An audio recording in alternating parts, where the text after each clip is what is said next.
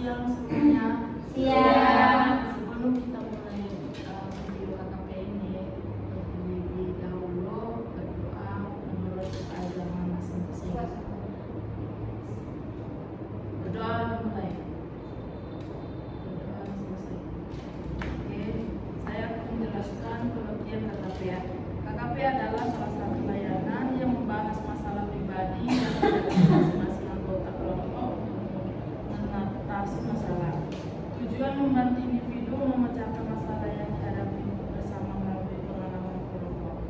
Latar belakang bimbingan dan konseling muncul dari kebutuhan untuk membantu individu, khususnya seperti didik, mengatasi masalah pendidikan, sosial, pribadi, dan karir agar dapat berkembang secara optimal.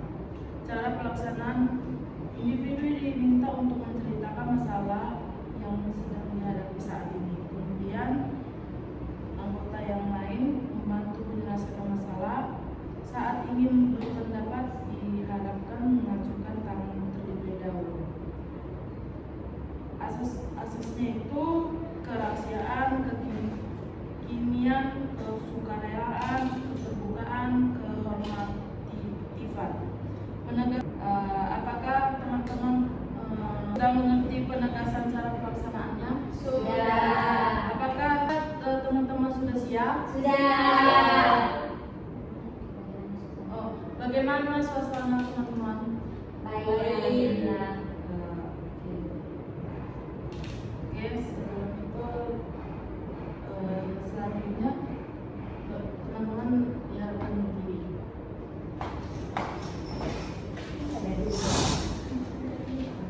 Tangan kiri, Kanan. tangan kanan. Oke. Kita mulai teman-teman.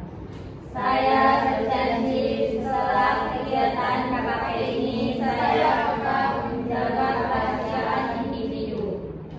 Oke, terima kasih teman-teman. Silakan dulu. Saya coba ceritakan masalahnya.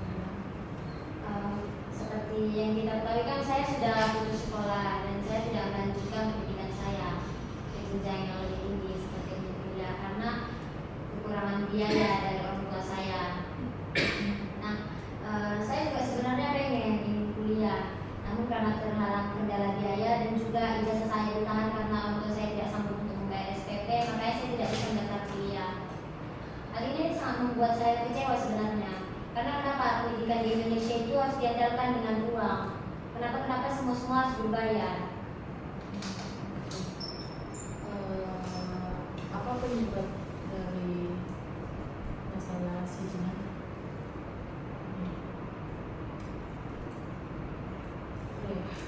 Ya, pastinya masalah ekonomi yang seperti dijelaskan di tadi mungkin itu kesalahan dari orang tua juga sendiri karena orang tuanya gimana ya, kesalahan dalam pekerjaannya gitu, malas ataupun dipecat, mungkin dipecat nggak? Bingung ya. Iya, karena orang tuanya kesulitan mencari kerja juga. Mungkin orang tuanya kesulitan dalam nyari kerjaan juga. Jadi yang intinya ya pasti faktor ekonomi biasanya. Oke, terima kasih. Siapa teman? Desa. Mungkin dari saya punya cerita